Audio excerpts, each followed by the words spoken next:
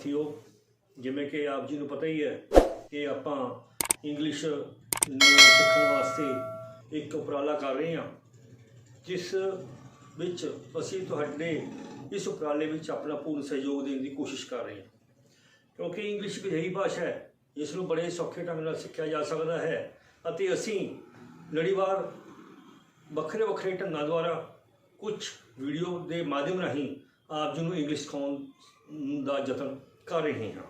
सो अज दे इस लैक्चर दे विच मैं तुहाडे नाल प्रेजेंट टेंस दी जिहड़ा गा साडा तीजा पार्ट है प्रेजेंट परफेक्ट टेंस की गल करांगा।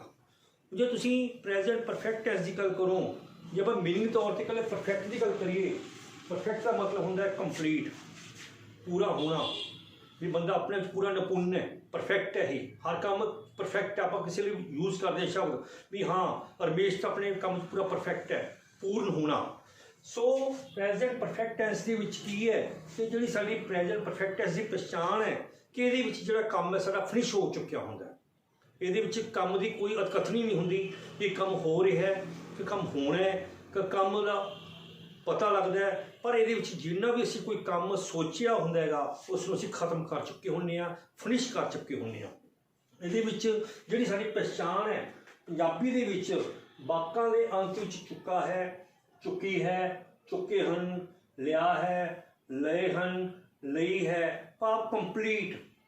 तुसीं इहदी मीनिंग तो ही तुहानूं पता लगता है चुका है, चुकी है, चुके हन, लिया है, लए हन, लई है। जदों किसी वाक के अंत विच आउंदा है तां अजिहे वाकां नूं असीं प्रेजेंट परफेक्ट टेंस की कैटागरी विच रखदे हां। तुसीं ये गल का ध्यान रखो कि इनू बनाते समय जो असी इंग्लिश ट्रांसलेट करनी है, पंजाबी तो असी इंग्लिश ट्रांसलेट करनी है, तो रूल जोड़ा है कि जो साडा फस्ट परसन अति बहुवचन है, फस्ट परसन आई हुई, सैकेंड परसन यू अते बहुवचन दे नाल असी हैव का प्रयोग करना है। हैव दे नाल वर्ब की तीजी फॉर्म का प्रयोग किया जाता है। अते he she it any name, he she it any name जो कोई आता है तो उस दे नाल हैज़ का प्रयोग किया जाता है तो वर्ब की तीजी फॉर्म का प्रयोग किया जाता है। तुसीं ये खास तौर पर जो परफेक्ट की गल करनी है, काम कंप्लीट की गल करनी है, जो चुका है की गल आ गई, जो चुकी है की गल आ गई, लिया है की गल आ गई, लई है की गल आ गई, उत्थे असीं जिहड़ा हैज़ ते हैव का प्रयोग करना है और वर्ब की तीजी फॉर्म लानी है। क्योंकि मैं तुहानूं बार बार नाल इसी गल करके अभ्यास करने की कोशिश कर रहा हाँ कि जो असीं कोई फॉर्म क्रिया यूज़ करते हाँ सानूं क्रिया दी तीनों फॉर्मां याद कर लेनी चाहिए ने कि हर टेंस दे विच क्रिया अपने लैवल पर लगती है।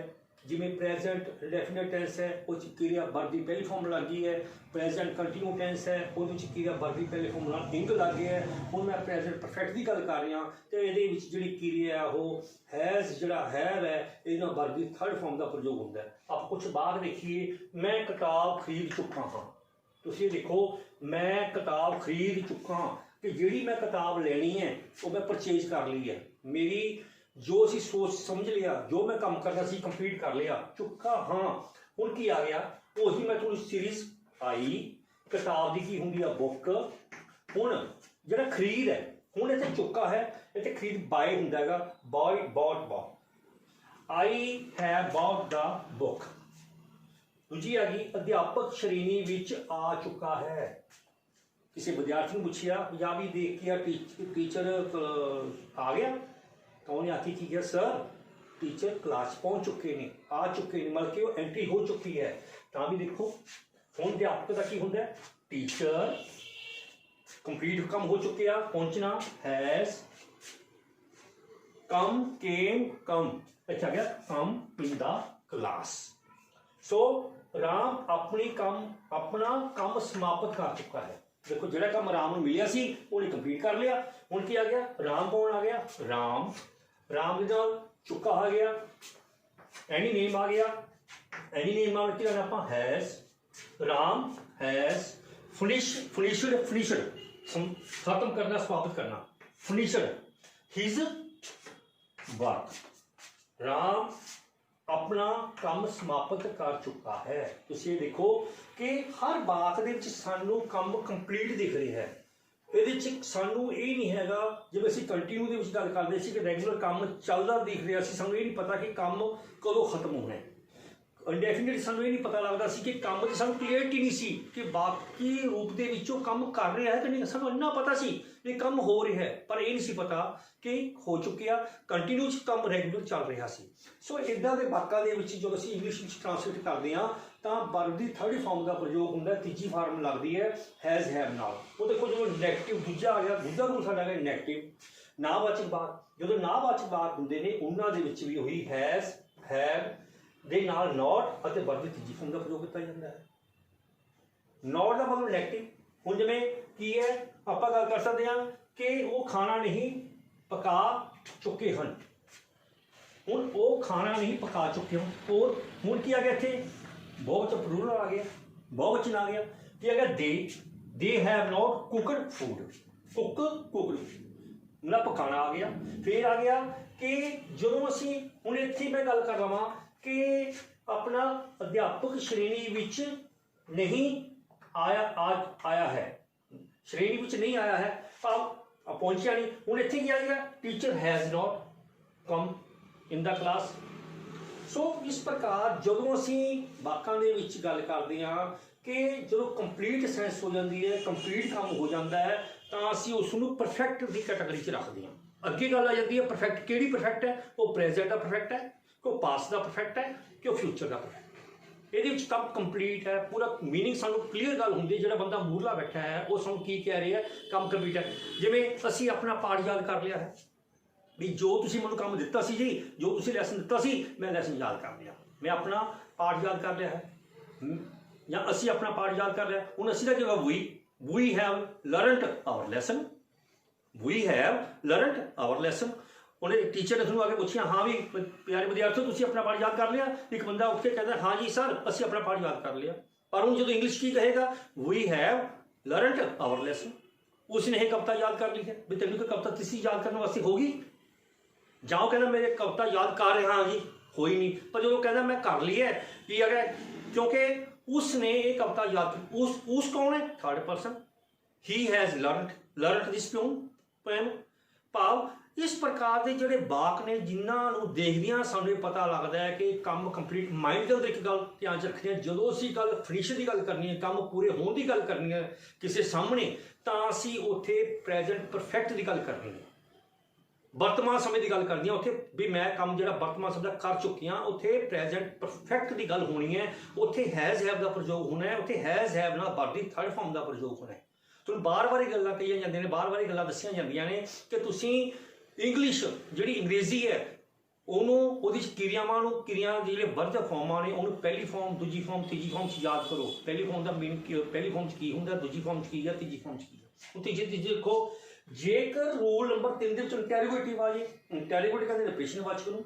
ਜੇਕਰ ਬਾਤ ਪ੍ਰਸ਼ਨਵਾਚਕ ਆ ਜੇ, ਜਿਹੜਾ ਹੈਜ਼ ਤੇ ਹੈਵ ਹੈ ਇਹ ਸਬਜੈਕਟ ਤੋਂ ਪਹਿਲਾਂ, ਬਾਅਦ ਦੇ ਵਿੱਚ ਵਰਬ ਦੀ ਥਰਡ ਫਾਰਮ।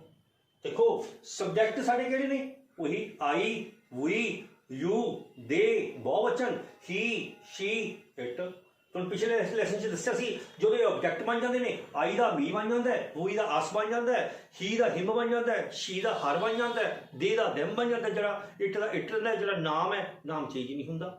ਤੁਹਾਨੂੰ ਪਹਿਲੇ ਲੈਸਨ 'ਚ ਤੁਸੀਂ ਬਾਰ-ਬਾਰ ਇੱਕ ਗੱਲ ਸਮਝਾਉਣ ਦੀ ਕੋਸ਼ਿਸ਼ ਕਰ ਰਿਹਾ ਕਿ ਜਦੋਂ ਤੁਸੀਂ ਇੰਗਲਿਸ਼ ਲਰਨਿੰਗ ਦਾ ਕੰਮ ਪਿਛਲੇ ਲੈਸਨਾਂ ਨੂੰ ਨਾਲ ਰੀਡ ਕਰਨਾ, ਇਹ ਨਾ ਹੋਵੇ ਤੁਸੀਂ ਅੱਗੇ ਵੱਧਦੇ ਜਾਓ ਤੇ ਪਿਛਲੇ ਲੈਸਨ ਤੁਸੀਂ ਭੁੱਲਦੇ ਜਾਓ।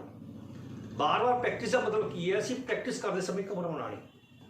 ਅਸੀਂ ਕਈ ਵਾਰ ਔਖਾ ਸਮਝ ਕੇ ਛੱਡ ਦਿੰਦੇ ਹਾਂ, ਜਦੋਂ ਅਸੀਂ ਸਮਝਣ ਲੱਗਦੇ ਹਾਂ ਅਸੀਂ ਛੱਡ ਦਿੰਦੇ ਹਾਂ, ਮੁੜ ਕੇ ਫਿਰ ਅਸੀਂ ਪਹਿਲੀ ਥਾਂ 'ਤੇ ਆ ਜਾਂਦੇ ਹਾਂ। ਦੂਜਾ ਬੰਦਾ ਕਹਾਂ ਵੀ ਇੰਗਲਿਸ਼ ਕੀ ਕਰਨਾ, ਯਾਰ ਇੰਗਲਿਸ਼ ਤਾਂ ਬਹੁਤ ਔਖੀ ਹੈ, ਪਰ ਔਖੀ ਨਹੀਂ ਹੈਗੀ। ਤੀਜਾ ਦੇਖੋ ਤੁਸੀਂ ਜਿਹੜਾ ਇੰਟੈਰੋਗੇਟਿਵ ਹੈ, ਜਿਵੇਂ ਕੀ ਰਾਮ ਸਕੂਲ ਜਾ ਚੁੱਕਾ ਹੈ।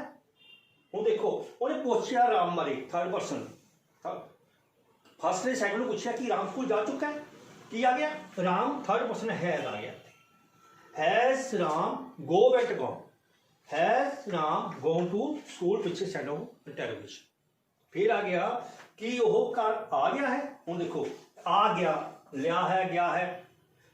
हुण पूछा गया फर्स्ट पर्सन जो सैकेंड पर्सन पूछता है कि वो घर आ गया, की आ गया? Has he returned home, has he returned home. ਹੁਣ देखो मोहन ते सोहन ने मेरा बटुआ चोरी किया है। मोहन ते सोहन ने मेरा बटुआ चोरी किया है। बटुआ में कहते हैं पर्स, चोरी का मतलब स्टोलन। मोहन एंड सोहन दो आ गए, एक तो बाद आ गए, हैव स्टोलन माई पर्स।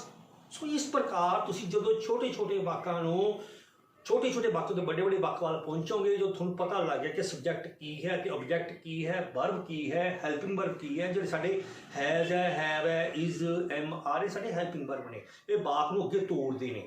ये सानूं वाक दे विच काम करने की प्रक्रिया नूं दसदे ने कि यह काम जिहड़ा इज़ एम आर है, हैज़ हैव है, ये सानूं दसदा है। इज़ एम आर है भी कंटिन्यू है, यह काम जिहड़ा हैज़ हैव है सानूं दसदा है कि परफेक्ट है काम। इस प्रकार प्यारे विद्यार्थियों, जदों तुसीं वाਕਾਂ ਨੂੰ ਸਮਝਣ ਲੱਗ ਗਏ, ਜਦੋਂ ਤੁਸੀਂ ਪੰਜਾਬੀ ਦੇ ਅੰਦਰ ਵਾਕਾਂ ਨੂੰ ਸਮਝਣ ਲੱਗ ਗਏ ਕਿ ਜਿਹੜਾ ਵਾਕ ਹੈ ਕਿਹੜੇ ਸਮੇਂ ਦਾ ਹੈ, ਪ੍ਰੈਜ਼ੈਂਟ ਦਾ ਸਮਾਂ ਹੈ, ਪ੍ਰੈਜ਼ੈਂਟ ਵਿੱਚ ਕਿਹੜੇ ਸਮੇਂ ਦਾ ਹੈ, ਕੰਟੀਨਿਊ ਦਾ ਹੈ, ਕਿ ਪਰਫੈਕਟ ਦਾ ਹੈ, ਕਿ ਇੰਡੈਫੀਨਿਟ ਦਾ ਹੈ, ਤਾਂ ਕੋਈ ਉਹ ਦਿਨ ਦੂਰ ਨਹੀਂ ਕਿ ਤੁਸੀਂ ਇੰਗਲਿਸ਼ ਨੂੰ ਬਹੁਤ ਹੀ ਸੌਖੇ ਢੰਗ ਨਾਲ ਸਿੱਖ ਸਕਦੇ ਹੋ। ਸੋ ਮੈਂ ਇੱਕ ਵਾਰ ਫੇਰ ਰਿਪੀਟ ਕਰਨ ਲੱਗਿਆ, ਜਿਨ੍ਹਾਂ ਵਾਕਾਂ ਦੇ ਅੰਤ ਵਿੱਚ ਚੁੱਕਾ ਹੈ, ਚੁੱਕੀ ਹੈ, ਚੁੱਕੇ ਹਨ, ਲਿਆ ਹੈ, ਲਏ ਹਨ, ਲਿਆ ਵਗੈਰਾ ਆ ਜਾਂਦਾ ਹੈ, ਉਹਨਾਂ ਨੂੰ ਅਸੀਂ ਪ੍ਰੈਜ਼ੈਂਟ ਪਰਫੈਕਟ ਦੀ ਕੈਟਾਗਰੀ ਵਿੱਚ ਰੱਖਦੇ ਹਾਂ।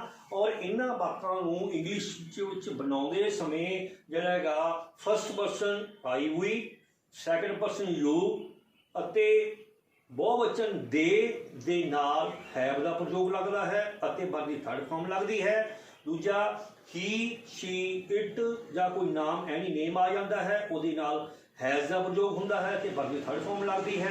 एग्जाम्पल के तौर पर I have bought the book, teacher has come into the की कहते हैं क्लास। सो जिन्होंने वाकों के विच नैगेटिविटी आ जाती है, नावाचक आ जाते हैं, उन्होंने वाकों के विच आई वी यू दे बहुवचन के नाल हैव नॉट वर्ब की तीजी form, he, she, it, any name दे नाल हैज़ नॉट वर्ब की तीजी फॉर्म का प्रयोग किया जाता है। एग्जाम्पल के तौर पर तुहानूं दस्सिया वो खाना नहीं पका चुके हैं, भाव they have not cooked food, negativity आ गई। और जिन्होंने वाकों के जोड़े वाक प्रश्नवाचक होंगे ने, जिन्हों के प्रश्न पूछा जाता है, उन्होंने वाकों के जोड़ा हैज़ ते हैव है ਉਹ ਸਬਜੈਕਟ ਤੋਂ ਪਹਿਲਾਂ ਆਉਂਦਾ ਹੈ ਅਤੇ ਬਾਅਦ ਦੇ ਵਿੱਚ ਵਰਬ ਦੀ ਤੀਜੀ ਫਾਰਮ ਦਾ ਪ੍ਰਯੋਗ ਕੀਤਾ ਜਾਂਦਾ ਹੈ। ਉਦਾਹਰਨ ਦੇ ਤੌਰ 'ਤੇ ਕਿ ਰਾਮ ਸਕੂਲ ਜਾ ਚੁੱਕਾ ਹੈ, has Ram gone to school, ਕਿ ਉਹ ਘਰ ਆ ਗਿਆ ਹੈ, हैज़ ही रिटर्नड होम। इस प्रकार के जोड़े साढ़े वाक ने इन्होंने असीं इंटैरोगेटिव की कैटागरी में रखते हैं। सो प्यारे विद्यार्थियों, तुसीं वक्रे वक्रे किस्म के वाकों को पंजाबी इदां दे वाक लिखो जिन्हां दे विच तुहाडी सेंस है भी काम कंप्लीट हो चुके हैं, फिनिश हो चुके हैं। अजिहे वाकों जो तुसीं पंजाबी च लिखोगे उन्होंने इंग्लिश बनाने समय तुहानूं प्रैजेंट परफेक्ट का सहारा लेना पएगा, प्रैजेंट परफेक्ट विच आए हुए रूलों को वरतना पएगा। सो इस प्रकार तुसीं थोड़ी जी हिम्मत करोगे, प्रैक्टिस करोगे, प्रैक्टिस नाल वो दिन दूर नहीं जो तुसीं इंग्लिश लिखनी ते बोलनी सीख जाओगे। सो इसनूं वध तो वध सबसक्राइब करो, क्योंकि तुसीं सीख रहे हो। अज हर एक बंदे का एक सुपना है कि मैनूं इंग्लिश बोलनी आवे। हर एक बंदा सोचता है मैनूं इंग्लिश बोलनी नहीं आती। जिहड़े बंदे नूं इंग्लिश बोलनी नहीं आती वो बंदा अपने आप को इन्ना महसूस करता है कि यार मैं तो अनपढ़ रह गया, मैं तो किसी नाल गल नहीं कर सकता। क्योंकि नैशनल लैवल के उत्ते तुहानूं इंग्लिश का ज्ञान होना बहुत जरूरी है, इंटरनेशनल लैवल के उत्ते जाके तुहानूं इंग्लिश का ज्ञान होना बहुत जरूरी है। इस करके इंग्लिश को सीखण लई तुसीं असीं जिहड़ा उपराला कर रहे तुसीं इस उपराले का पूरा लाभ उठाओ तां जो तुसीं जिहड़ी जिसनूं तुसीं बहुत औखिया भाषा समझदे हो बहुत ही सौखे ढंग नाल इसनूं सीख सको। इसनूं वध तो वध सबसक्राइब करो ते वध तो वध शेयर करो। तुहाडा जिहड़ा भला हो रहा ते होरां दा भी भला